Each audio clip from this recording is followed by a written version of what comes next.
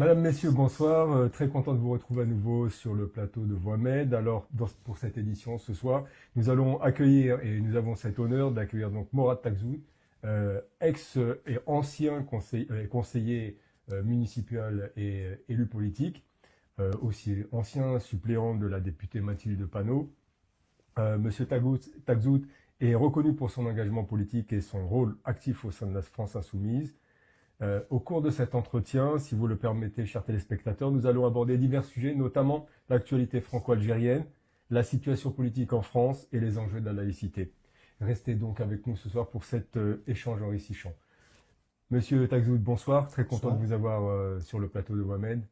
Alors, toujours politique?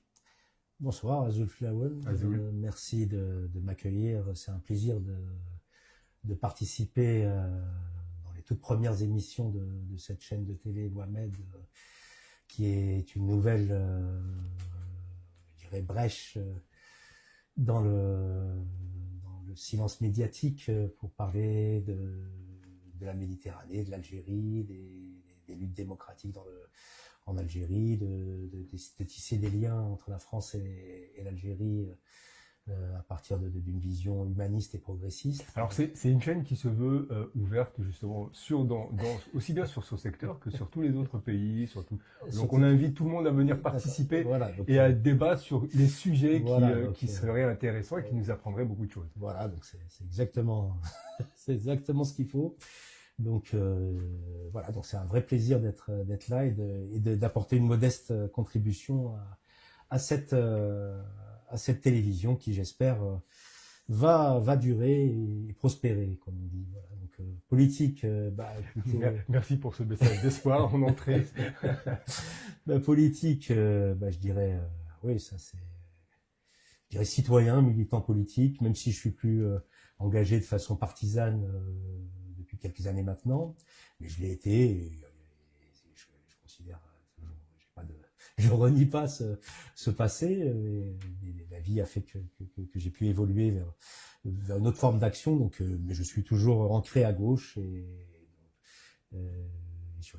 engagé sur les questions de justice, de liberté et d'égalité. Voilà. Quelle est votre dernière initiative?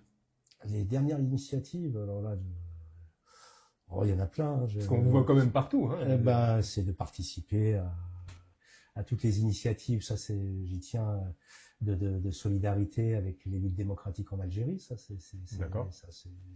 Dès qu'on peut être là modestement, on participe, insuffisamment. Mais, voilà, et puis des actions autour de la commémoration de l'assassinat, enfin des attentats de 2015 contre la rédaction de Charlie Hebdo, oui. Voilà. Donc, alors, est-ce que depuis 2019, votre dernière action, vous êtes parti en Algérie, hein, en 2019, est-ce que vous avez fait d'autres initiatives dans ce genre? Sur l'Algérie? Oui, sur l'Algérie. Oui, avec d'autres copains, d'autres amis, on a essayé de participer, d'organiser des réunions, des réunions d'information. Il y a eu quelques meetings dans les années qui ont suivi 2019. Force est de constater quand même que les choses se sont globalement un peu ralenties en termes de... Oui. En même temps qu'au pays, en Algérie, le mouvement a connu il y a un essoufflement, lié à la crise du Covid, lié aussi à la répression. Dans le même temps, ici en France, les actions sont moins nombreuses, moins importantes. Alors moi ce soir j'aimerais bien faire un tour d'horizon un petit peu sur justement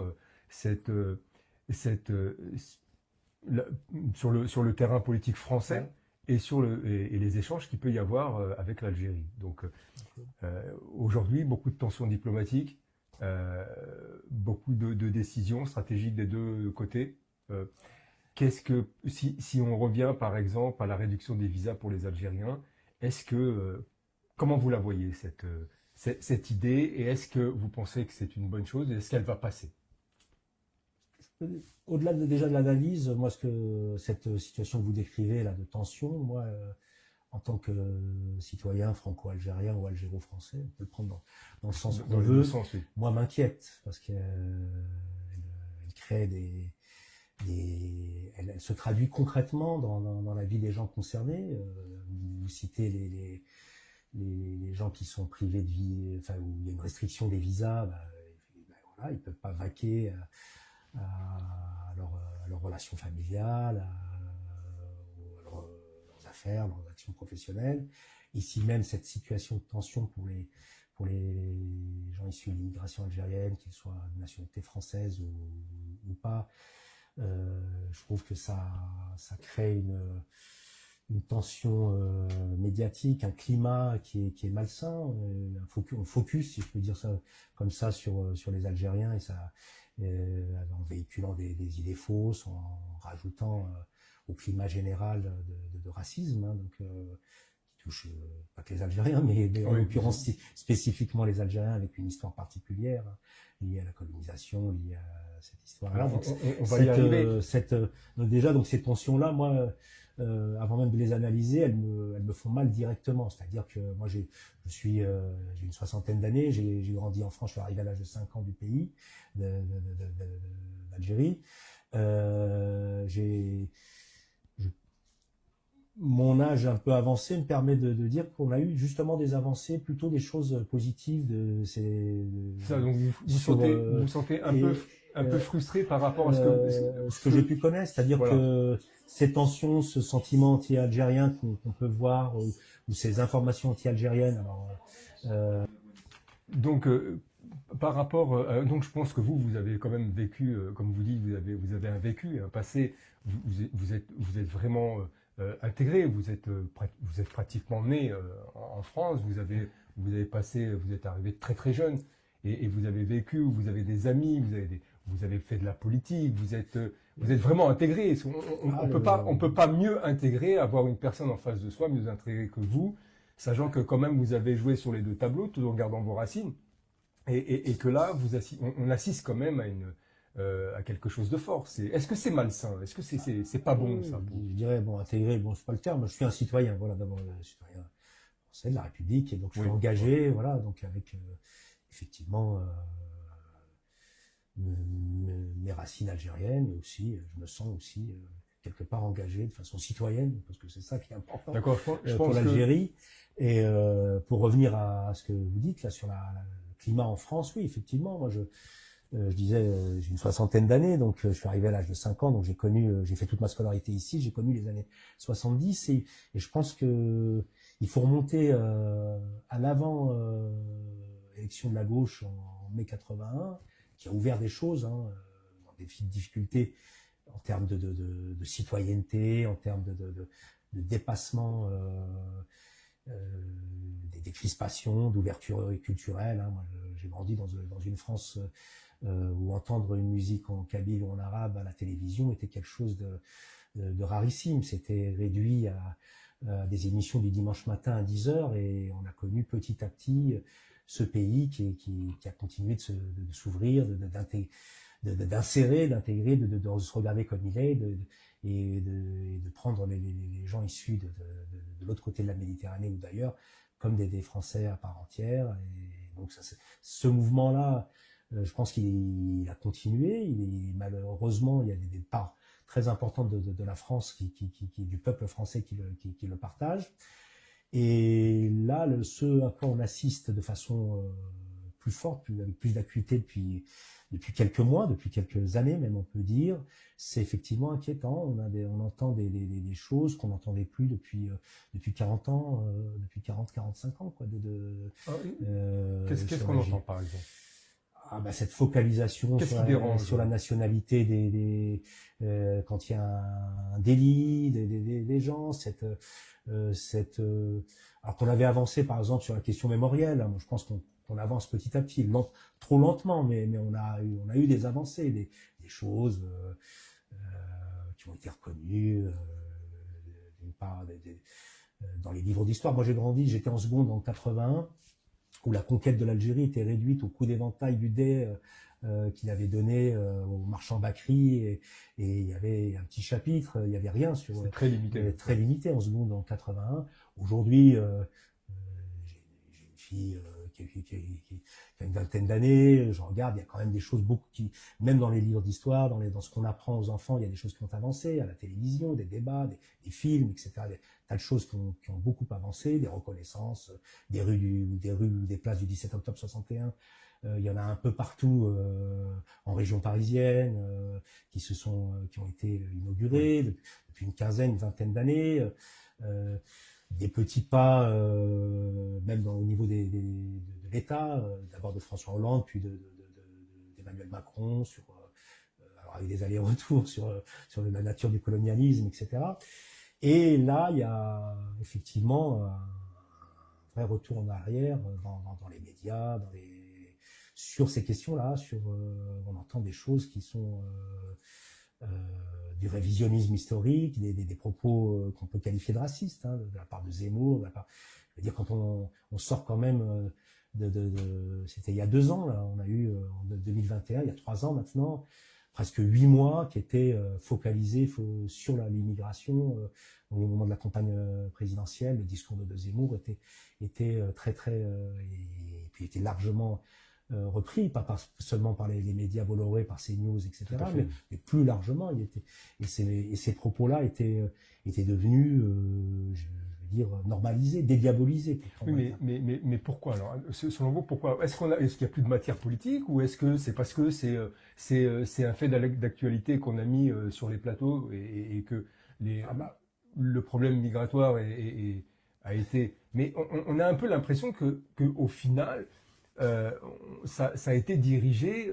Alors, est-ce que ça a été dirigé volontairement vers le problème algérien, parce que c'est quand même parti des migrants, ce qu'on appelait les migrants, ceux qui venaient, bon, ça a commencé avec les pays de l'Est, etc.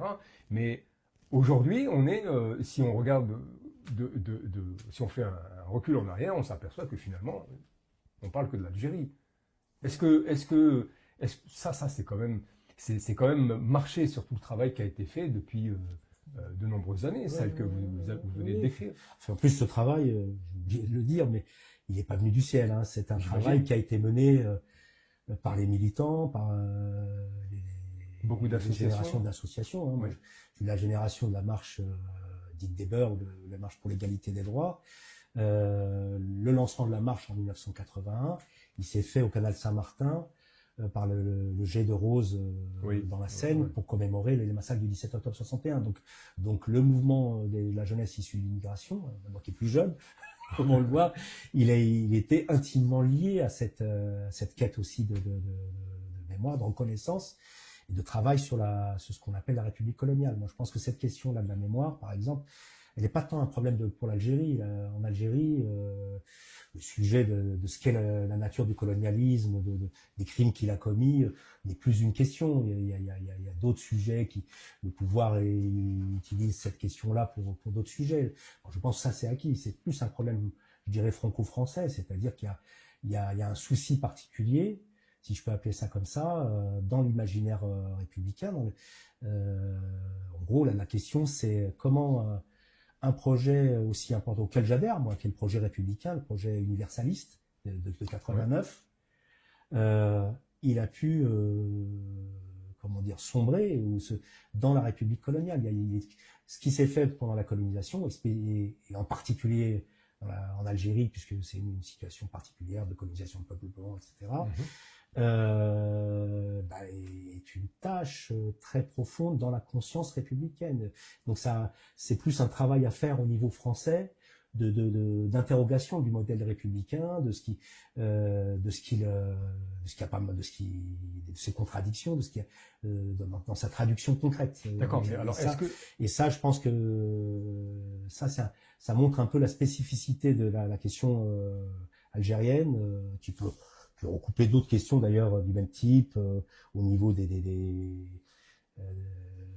Antilles, sur l'esclavage, etc. Cette contradiction entre le message républicain, le discours républicain et cette pratique-là. Alors, vous voulez dire qu'aujourd'hui, cet aspect de la mémoire coloniale joue un rôle essentiel pour l'avancée, aussi bien l'acceptation je pense que ça joue aussi néfaste. bien, au-delà de l'aspect historique, académique, de comprendre ce qui s'est passé, etc., c'est un sujet aussi pour la République elle-même, pour ne plus jamais faire ça. C'est-à-dire que des sujets où la promesse républicaine, elle est trahie, où le projet républicain, il est trahi, et il y a effectivement cette question coloniale, mais ça peut être sur d'autres sujets. C'est lié bon, sur l'esclavage, sur l'égalité Oui. homme-femme. Hein, je ne vais pas extrapoler, mais la République, elle a reconnu le droit de vote des femmes qu'en 1945, hein, c'est-à-dire presque un siècle et demi. Donc cette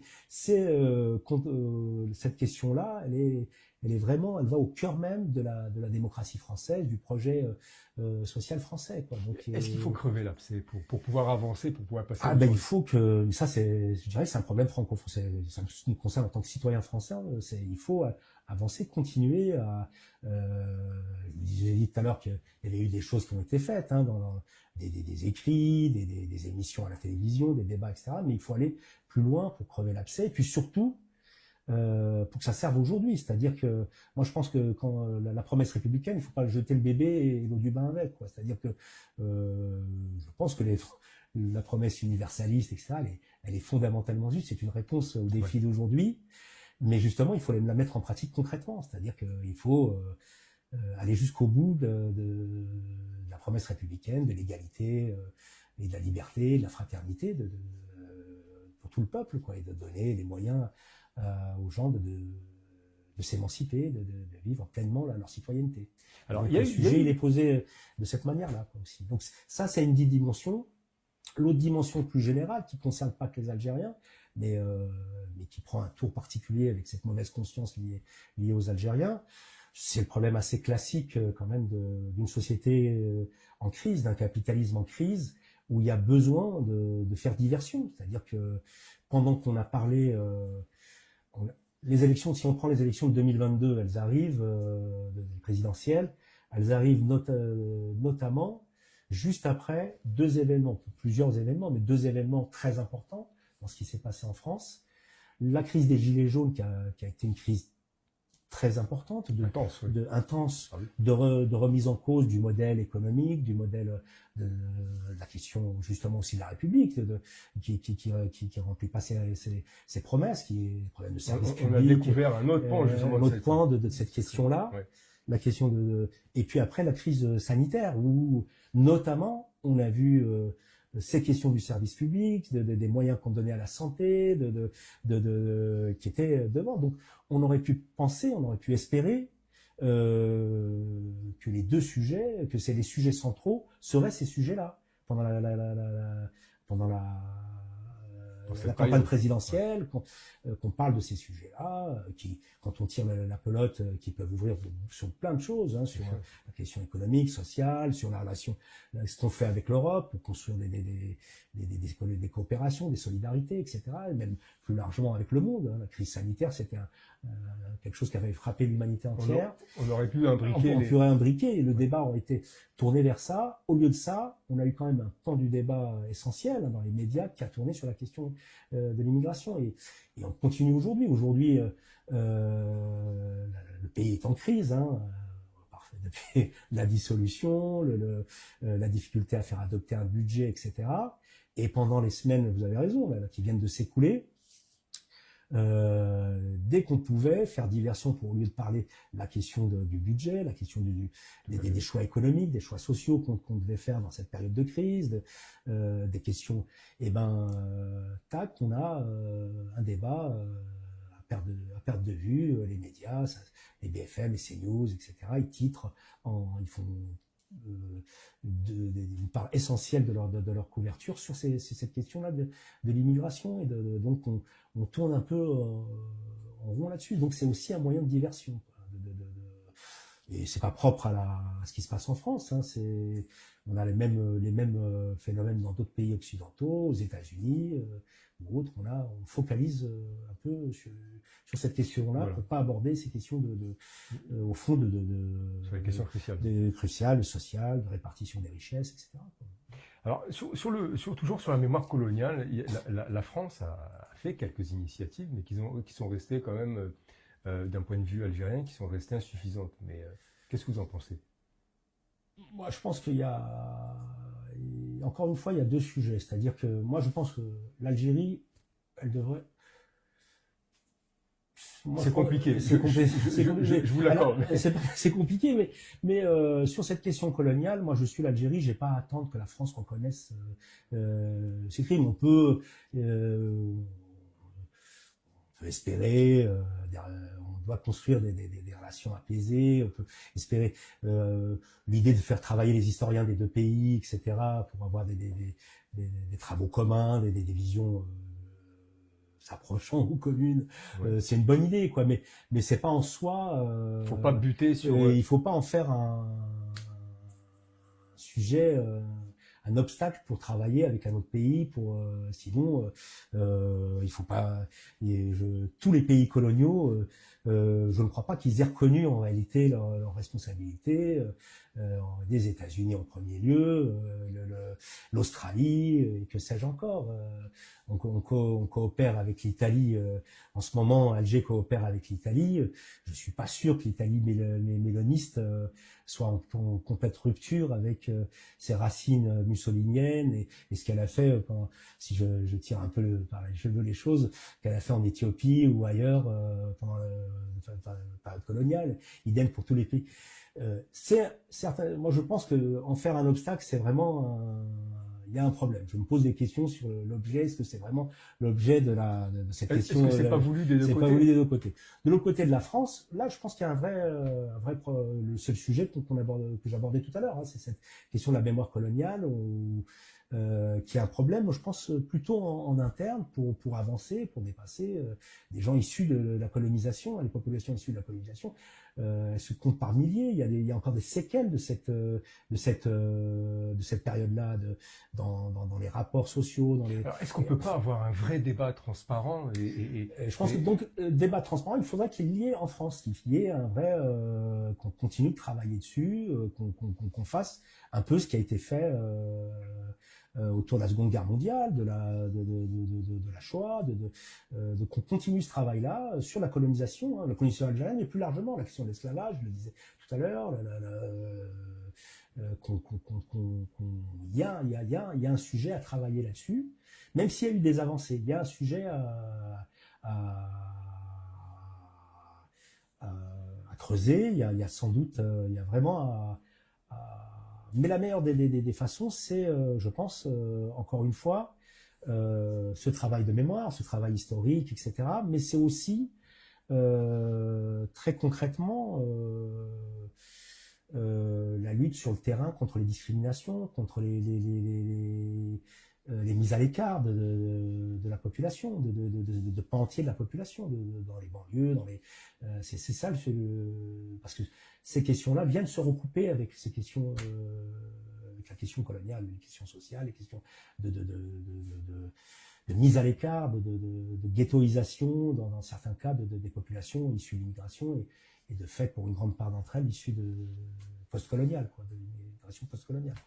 Est-ce que les institutions éducatives, par exemple, peuvent pas faire justement un travail de transmission sur... Je pense qu'elles ça le fait. Elles le font pas. Elles le font plus ou moins. Il y a des choses, je pense, très légères. Ça bouge un peu. Là, on n'est pas loin ici du musée de l'immigration. Il y a eu des choses de fait. C'est très léger. Je pense qu'il faut les deux. Il faut qu'il y ait effectivement ce travail, je dirais, culturel, historique, etc. Ouais.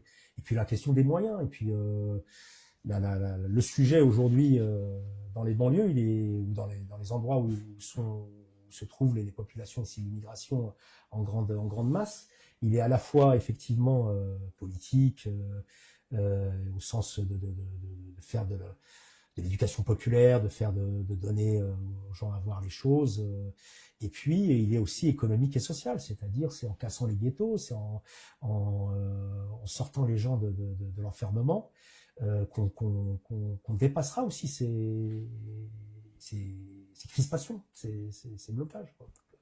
Il y a les deux, effectivement. Il y a nécessité de faire plus au niveau scolaire, au niveau même si quand on est en région parisienne, en tout cas dans des villes de gauche, on voit les cinémas municipaux, les bibliothèques, etc. On peut pas dire qu'il n'y a pas largement des choses qui sont faites là-dessus, mais il faut aller encore plus loin, sans doute. Ouais. la ville de Paris fait des choses.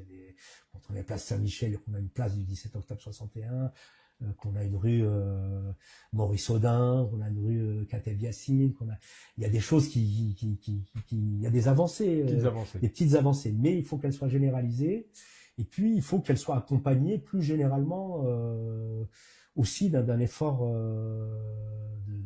social, politique pour tout le monde. Alors pourquoi tout le monde y gagnerait d'ailleurs, toutes les populations. Alors, Monsieur Taxou, on assiste quand même à une, si je peux l'exprimer comme ça, les classes politiques sont divisées en deux. Il y a ceux qui sont pour, il y a ceux qui sont contre. Il y a Alors, ça, c'est est-ce qu'il ne faudrait pas que tout le monde soit... il y a d'abord, il y a un retard là-dessus. S'il y a un retard sur ces questions-là, c'est aussi la classe politique qui porte en elle-même plus. Je pense qu'elle est même plus en retard pour une partie par rapport à la société, quoi. C'est-à-dire qu'il y a encore des pans entiers de la société. Est-ce que c'est d'abord un débat politique ou d'abord un travail d'historien à faire? Je pense qu'il y a les deux qui doivent être menés, mais on a une classe politique qui est très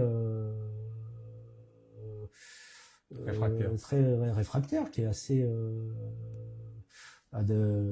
ignorante de ces sujets-là, de façon honnête ou pas ou malhonnête. Hein. Il y a, pour la droite et l'extrême droite, puisqu'aujourd'hui le problème c'est qu'on voit bien il y a malheureusement un continuum qui est en train de se dessiner.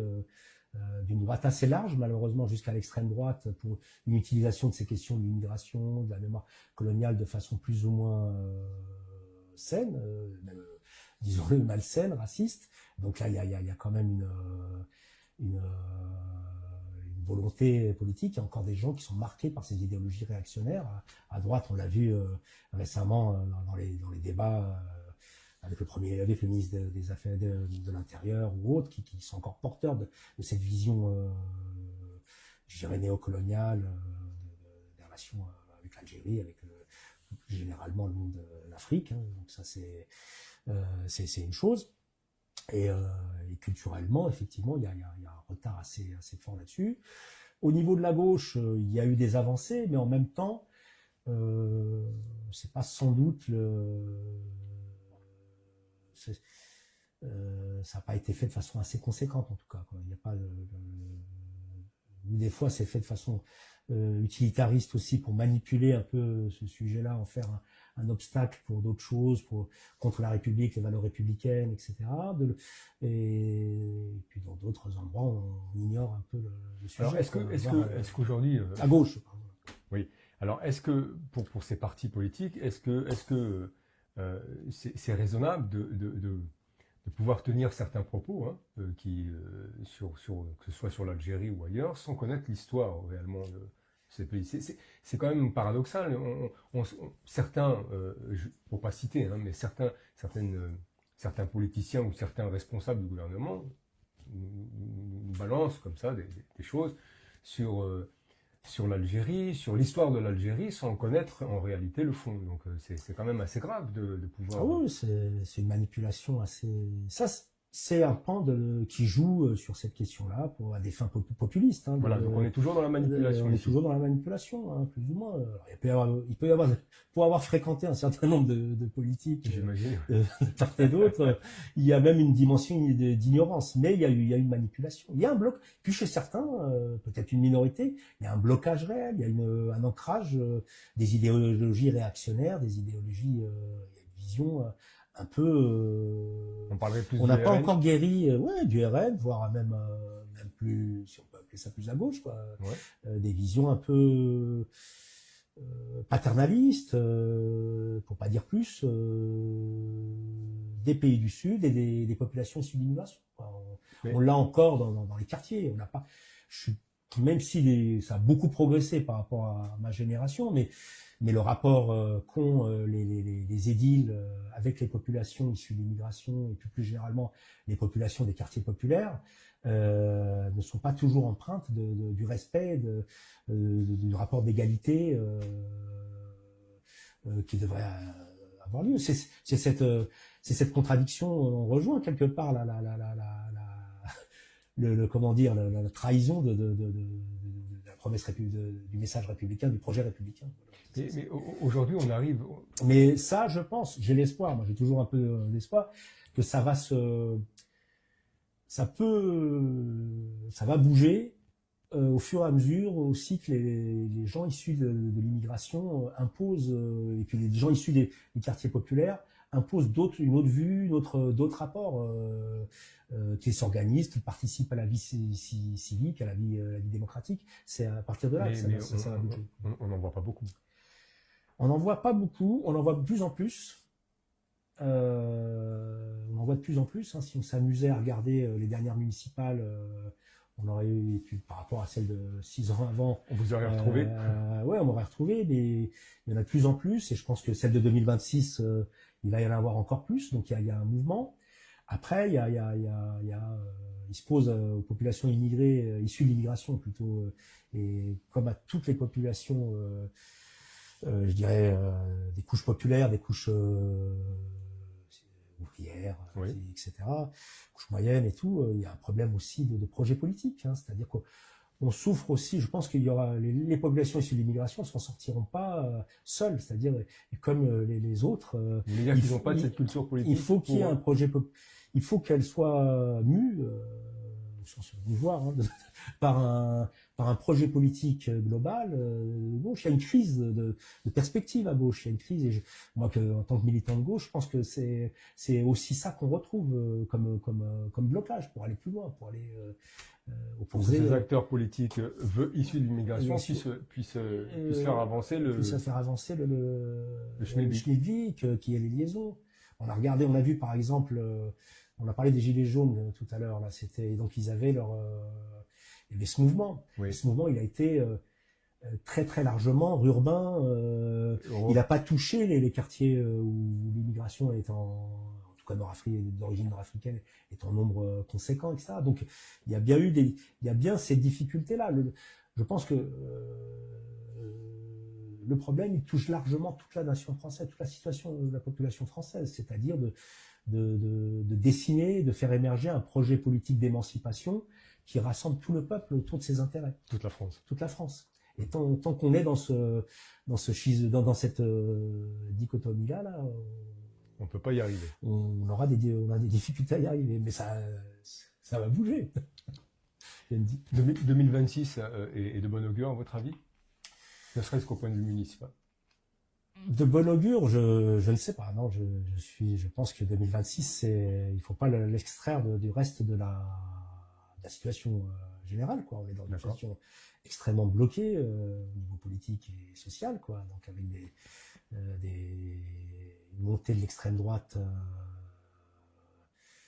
qui profite de la crise économique et sociale et crise politique très forte. Donc et une difficulté justement à faire émerger un projet alternatif qui rassemble largement, quoi.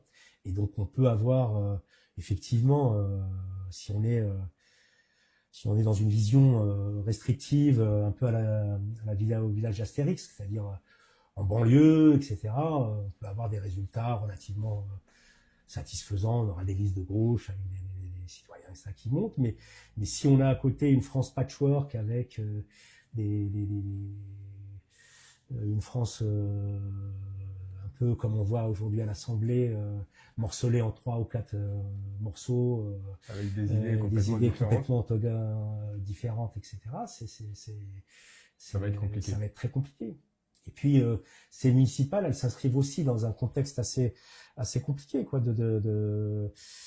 Est-ce que elles vont être un moment de mouvement social pour porter des revendications, pour aller plus loin, ou est-ce que ça va être juste des jeux de notabilité locale, de clientélisme, même vernis à gauche ou à l'extrême gauche, même le clientélisme. Mais à votre avis, vous êtes plus le militant que je suis, il reste toujours optimiste, il faut toujours se battre. Mais je suis assez inquiet, pour être honnête, sur la capacité des forces progressistes à sortir quelque chose à ouvrir à ouvrir une perspective dans la période là. Là, ça va être très compliqué. Alors vous étiez actif dans le 94, si Ouais, non, vous l'êtes toujours d'ailleurs. oui, en tant qu'habitant. Quoi. Qu'est-ce que vous pensez par exemple, du 94? Est-ce que Ben, 94. est-ce qu'il y a une évolution dans ce département, par exemple? Ça retranscrit un petit peu l'image qu'on peut... Tiens, le 94, il y a une évolution, je pense qu'il ressemble à on a ce qu'on a dans tous les quartiers populaires, hein, donc avec des mouvements positifs, hein, des jeunes, des mouvements associatifs qui continuent, il y a toujours des choses qui se font, etc. Mais en même temps, même là, des reculs. Le 94 a basculé à droite il y a 2 ans, 2021, la départementale. On a eu, il y a une semaine, une élection à Villeneuve-Saint-Georges, qui est la ville la plus pauvre du département, où en 2020, la ville avait été perdue par la gauche, hein, qui était une mairie communiste, au profit d'un maire de droite extrême, hein, donc qui n'avait pas l'étiquette RN, mais qui était vraiment pas loin.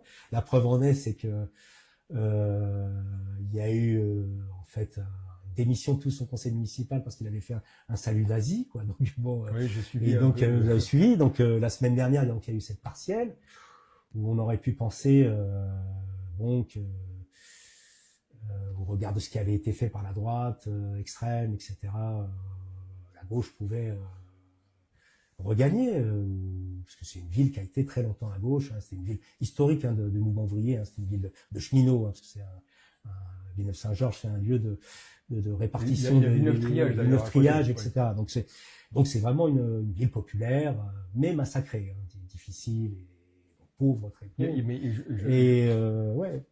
Et là, est-ce que bon, je pense que Villeneuve-Saint-Georges, c'est un cas assez spécial. Cas spécial, oui, mais ce cas spécial, donc c'était en 2020. Quand on regarde le nombre de voix, les voix de la gauche, au-delà des bagarres entre les uns et les autres, celui qui a fait X ou Y, bon, qui peut avoir leur intérêt, mais en l'occurrence, c'est pas le sujet central de mon point de vue. Au-delà de ça, ils ont plafonné à 2000 voix. La gauche a plafonné à 2000 voix.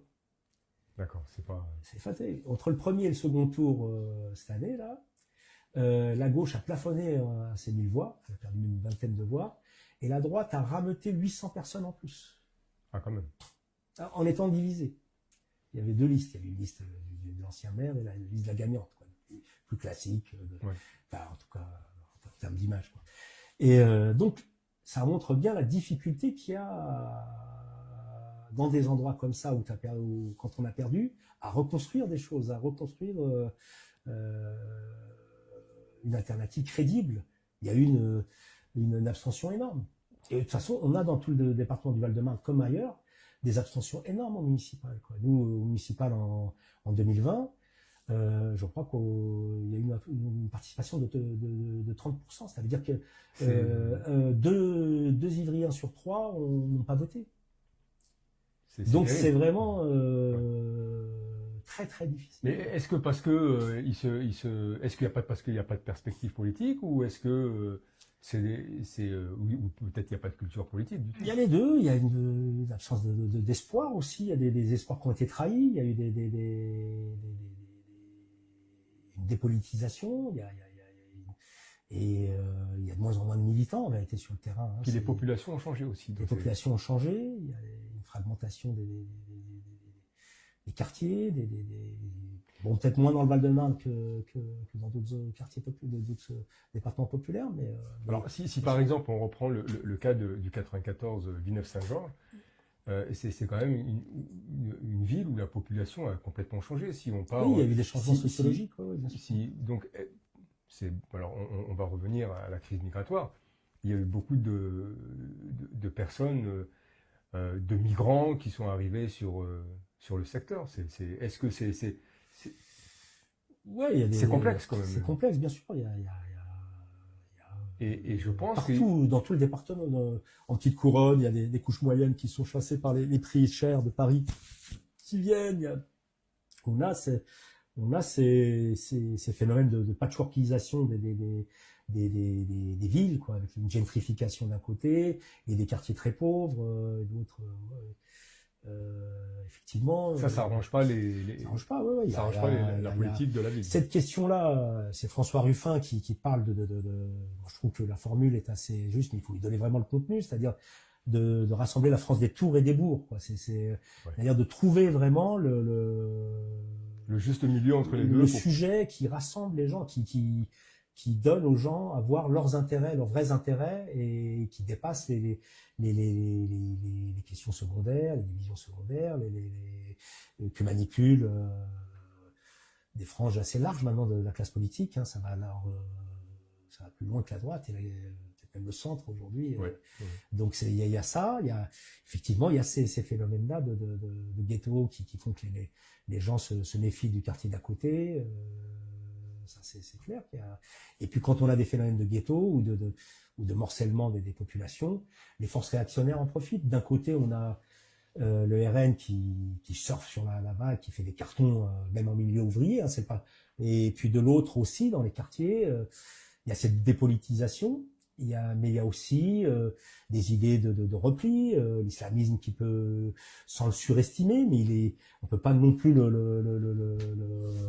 peut pas l'occulter. l'occulter. Il fait un travail, lui aussi, il pousse pas les gens à aller vers des perspectives émancipatrices, des citoyennes. Oui, mais est-ce que c'est pas un échappatoire? Et donc il y a un morcellement, une fracturation, une fragmentation du peuple. Et c'est le sujet, c'est la fragmentation du peuple, quoi. Donc et quand on est dans ces phases-là, seules c'est les forces réactionnaires qui en profitent le plus, quoi. Aujourd'hui, la gauche, elle est coincée quand même de ce point de vue-là.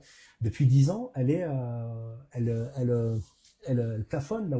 On parlait de Villeneuve-Saint-Georges, mais le plafond, il est au plan national. En gros, si vous cumulez les résultats de la gauche d'une élection à une autre, on ne dépasse pas les 27-30%, quoi. Donc, après, ça se bagarre à l'intérieur, mais à la limite, mais est-ce que c'est catastrophique? Donc, ce sujet-là, il est au cœur même il est le fruit, évidemment, des transformations sociologiques que vous dites, la casse de l'industrie, etc., etc., quoi. Donc, ça, il y a de la difficulté à faire nation, et à donner un projet commun, quoi. Monsieur Tagzou, c'est passionnant. Je voudrais quand même revenir un petit peu. Vous êtes algérien. Vous êtes reparti en Algérie depuis, ou vous avez... Non, la dernière fois que je suis allé, c'était en 2019. D'accord. Donc il y a eu une péripétie un petit peu politique, puisqu'on avait été avec Mathilde Panot, dont j'étais le suppléant. Alors, qu'est-ce qui s'est passé au jeu? Parce que ça a un petit peu défrayé la chronique, à ce moment-là. À ce moment-là, mais c'est toujours pas très clair, finalement. Ah non, c'est pas complètement clair. On était donc en Algérie, à une visite pour voir ce qui se passait. C'était en octobre 2019. Donc mais on était à 2019. Vous étiez sur une période qui était quand même assez chaude. Oui, on a été voir. Voilà, donc on est passé 3 ou 4 jours, donc début octobre, fin septembre 2019, début octobre, je crois que c'était. Je me souviens plus exactement. Donc on a passé 2 journées à Alger où on a pu rencontrer des différentes associations et partis démocratiques, les RCD, les trucs des mouvements féministes, les MDS, tout ça. Donc c'était assez passionnant. D'ailleurs, dans la phase, il y avait beaucoup d'espoir. Puis on a voulu aller à Béjaïa et puis à Sidi Aïch, dans ma région d'origine, pour faire. On était invité par le maire de Chemini pour faire une conférence. D'accord. Et donc, on est parti, on a été avant d'aller à Chemini, de remonter la vallée de la Soumane, on a fait un crochet par Béjaïa. C'était le mardi, à l'époque, c'était le jour des manifestations étudiantes. Ah oui, je me souviens. Tous les mardis, quoi. Donc, on s'est retrouvés dans la manif, à l'arrivée de la manif, et bon, on a discuté avec les manifestants. Il y avait une ambiance assez bon enfant. Au centre-ville de Béjaïa. Oui, à côté du palais de justice, d'ailleurs. Donc, c'était, voilà, donc à la fin de leur...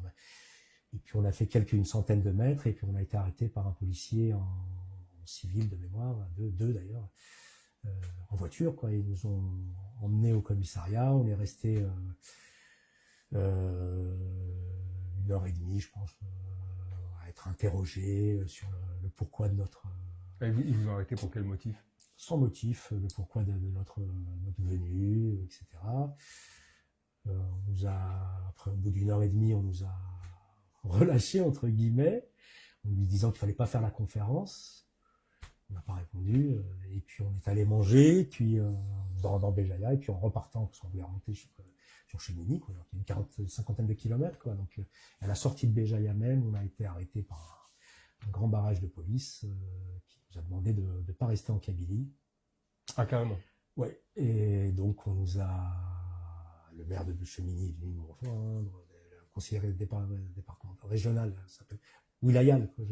Wilayal est venu du RCD pour discuter, les autorités voulaient rien entendre, et puis donc on a été escorté jusqu'à hors Kabylie, quoi. Donc j'ai pas pu aller voir la tombe de ma mère. Et là, et on a été escorté jusqu'à l'hôtel à Alger, et dans la nuit, quoi. Donc, là, vous étiez toujours en compagnie de Mathilde, Mathilde Panot. Comment elle vivait ce moment-là? Parce que je suis assez curieux de voir. Avec beaucoup de dignité, je crois, Surprise. Surprise, ouais, t'es choqué, quoi. Parce que vous encore, ouais, on était. Vous avez assimilé les codes déjà. Ouais, on les connaissait. On savait, ouais, on pensait pas que c'était pas à ce point-là. Ça allait être, qu'on allait avoir une réaction de cette nature-là. Peut-être on était naïf d'ailleurs, mais donc elle a vécu assez, elle a expliqué, on a eu des échanges avec l'ambassade de France pour discuter, voilà, quoi. On nous a signifié de quitter la Kabylie, qu'on pouvait rester sur Alger, et voilà, donc on a passé la nuit à l'hôtel, et puis le lendemain on a décidé de rentrer à Paris, parce que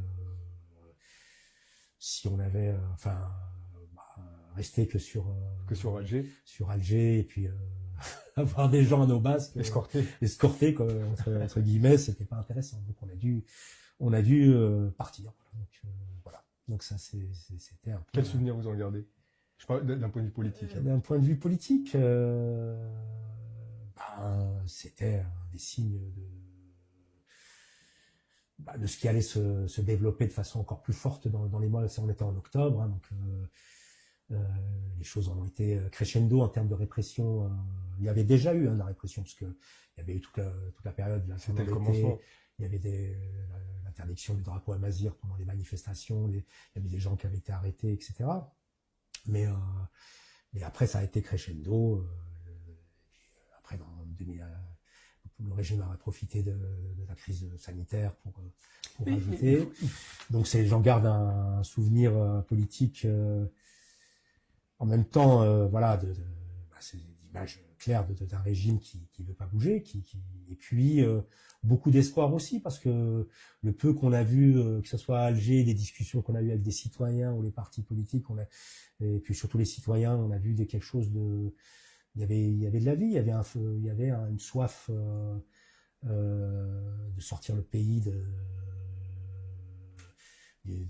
l'autoritarisme, de passer à un régime démocratique et de justice. Et on a discuté, avant d'être arrêté, j'ai encore le souvenir sur la place Guédon de jeunes étudiants de la fac de Bougie qui sont venus de Béjaïa, qui sont venus nous parler.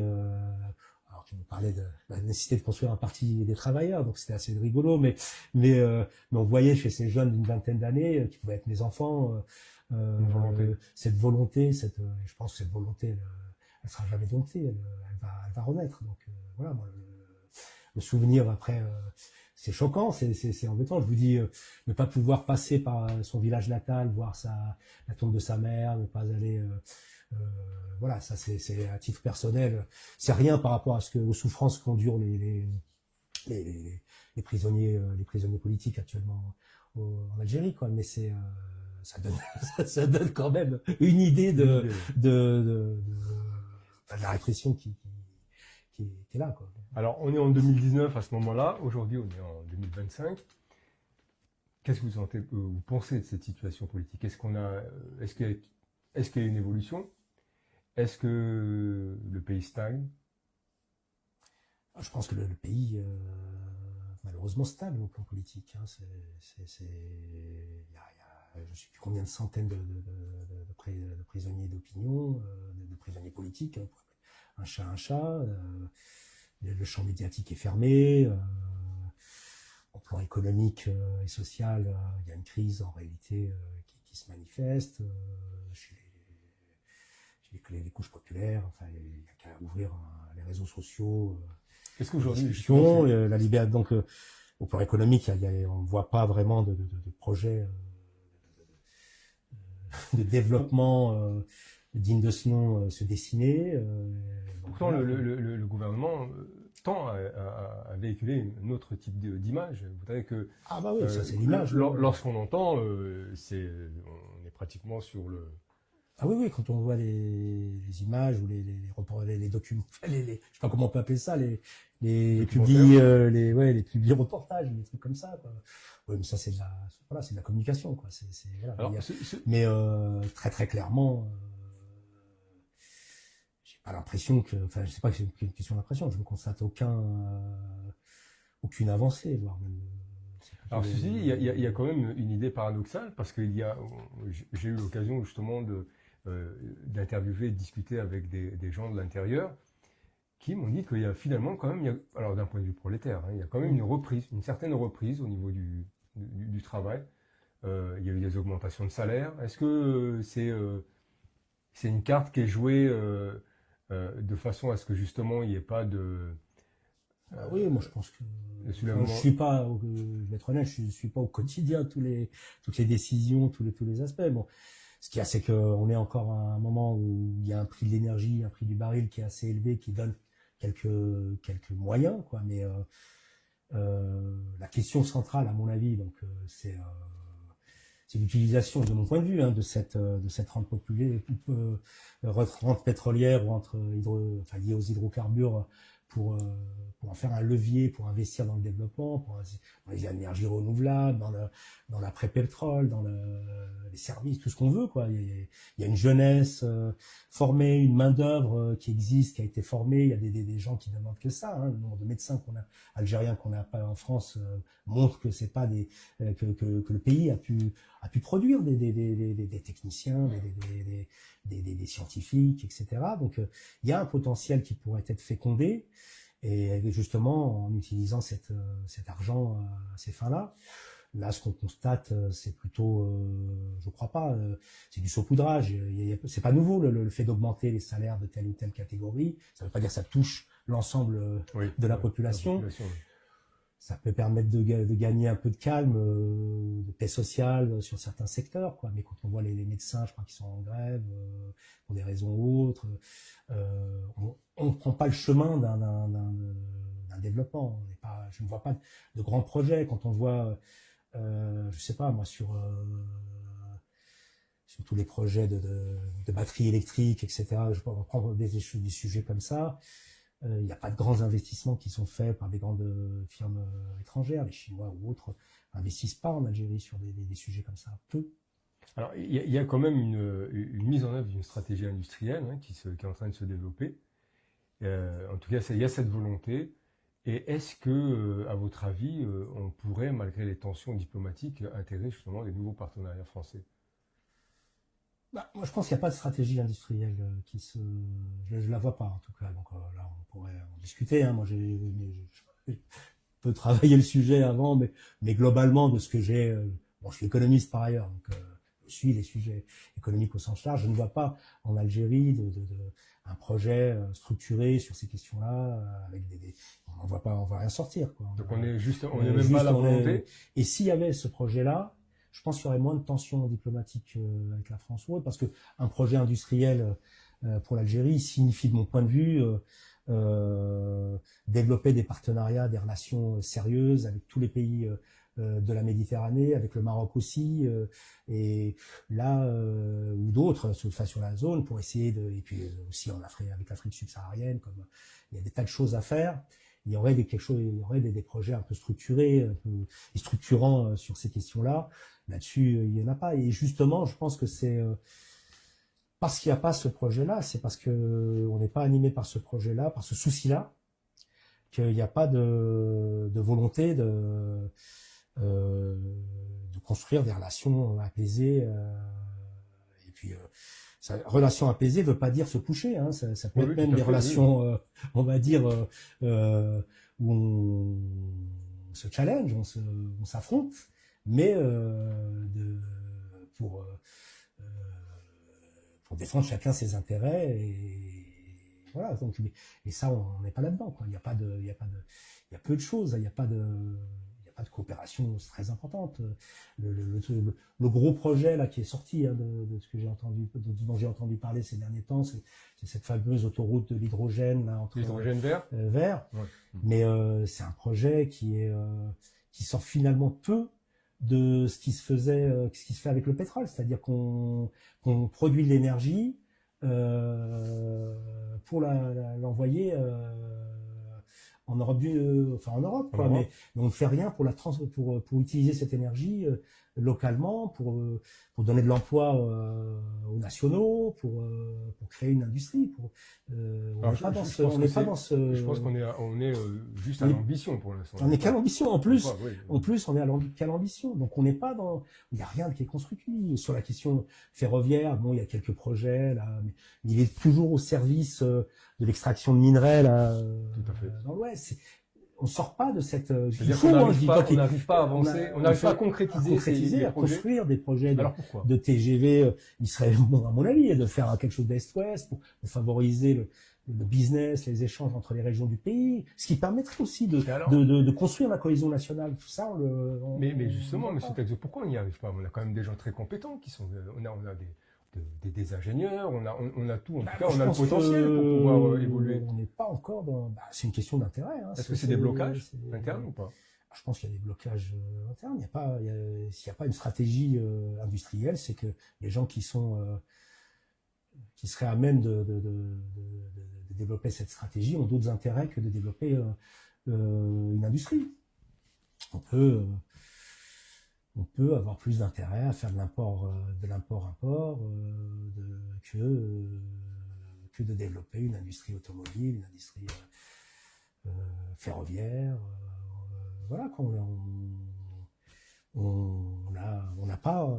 Il me semble pas qu'on ait des gens qui aient une vision et une volonté, en tout cas, de développer une industrie. Je pense que des gens trouvent leur argent, leur profit, si on peut parler vulgairement, sans avoir à faire de l'industrie, quoi. Donc, au détriment du pays et du peuple. Est-ce que c'est justement ce manque de perspective et de stratégie qui font qu'on a des fuites de cerveau, comme les médecins, les ingénieurs Clairement. Quand il n'y a pas de projet national, quand c'est verrouillé au niveau du gouvernement, du peuple, en termes de perspective économique, sociale, les gens se marient, problème de crise du logement, oui, les gens sont tentés de trouver une issue ailleurs, quoi. C'est ce qui est légitime. Et donc, qu'ils soient diplômés ou pas diplômés, le drame, il est là, quoi. C'est-à-dire que le nombre de médecins qu'on a au pays, du pays qui sont venus, il dilue lui-même son problème aujourd'hui. Voilà, quoi. Et sans ce retour, on pourrait, le fait d'avoir des cadres qui vont en France ou ailleurs pourrait être en Angleterre un levier, hein, il pourrait y avoir un aller-retour, mais la façon avec laquelle le pays est géré et sont gérées ces relations ne favorise même pas ces échanges-là. Il n'y a pas de. Moi, j'ai aucune. Il n'y a pas eu d'exemple. On a une communauté au Canada qui est très conséquente. Qu'est-ce qu'il y a eu de très... Il n'y a rien de très conséquent qui se construit avec là-bas. Enfin, voilà, quoi. Et le gaz pour l'Algérie, ce serait une issue ou pas? Le quoi Le gaz. C'est déjà... Mais est-ce que... le gaz en Algérie, moi, à mon avis, l'investissement, bien sûr, il faut... mais encore une fois, l'énergie, c'est un levier... à mon avis, il faut sortir du statut de vendeur d'énergie, c'est-à-dire qu'il faut pouvoir se servir de cette énergie comme levier pour construire une industrie nationale, une industrie locale en Algérie, et puis même à l'échelle. Moi, je suis un Algérien, un patriote franco-algérien, mais je suis aussi un Nord-Africain, donc il faut avoir cette perspective on peut rêver quand même, hein, une utopie de coopération, de construction d'une Afrique du Nord des peuples qui coopère, qui fait, et donc le plan économique, ça passe évidemment d'abord par des échanges économiques, etc. Depuis 2019 à 2025, il n'y a pas d'échanges qui ont été, il n'y a plus d'avancées économiques. J'ai pas l'impression, je vois pas très concrètement, je ne vois aucune. Il y a pas d'industriel qui a émergé, il n'y a pas de je vois pas de choses qui ont significatives. Après, il y a de la crème à partir à tartiner là. Mais bon voilà, mais il n'y a pas il y a pas eu d'avancée. Au contraire, il y a une, je pense que c'est une situation il y a sans doute, il y a des cadres, je lis, j'ai la famille, je vois bien, il y a des cadres valeureux, il y a des gens qui travaillent, il y a des gens qui font, etc. Mais il y a un système qui permet pas, à mon avis, de produire les industries à la hauteur des besoins de l'Algérie en 2021. Je ne parle pas des sujets. Il faudrait d'abord sortir ces clivages pour pouvoir faire avancer. Il faudrait d'abord que le peuple se réapproprie, parce que la stratégie industrielle, c'est comme tout le reste, elle doit être aux mains du peuple. Il faut que le peuple se réapproprie sa destinée pour pouvoir imprimer et dessiner un projet économique et social, etc. Alors, les choses sont liées. On arrive au terme de cette émission. Monsieur Tagzout, je vous laisse le mot de la fin. Qu'est-ce que vous pourriez dire justement à cette Algérie? Moi, je pourrais dire à cette Algérie, d'abord, l'Algérie en soi, c'est bien. Moi, c'est au peuple algérien. Donc, aux Algériens. Qu'on est ça, ce cas, aujourd'hui et demain, on est avec eux, quoi, dans leur peine et leurs espoirs aussi, quoi. Donc, et que, moi, j'ai confiance indéfectible dans le peuple algérien et sa capacité à faire émerger un projet, une solution démocratique et de liberté et de justice, quoi, et qui joue son rôle, voilà. Monsieur Tagzout, merci pour votre opinion et votre point de vue sur la partie française et la partie algérienne. Merci. Chers téléspectateurs, merci de nous avoir accompagnés durant cette émission. Au plaisir de vous revoir sur le plateau de Voix Med. Bonne soirée à tous. Bonne soirée, merci, Monsieur Tagzout. Bonsoir.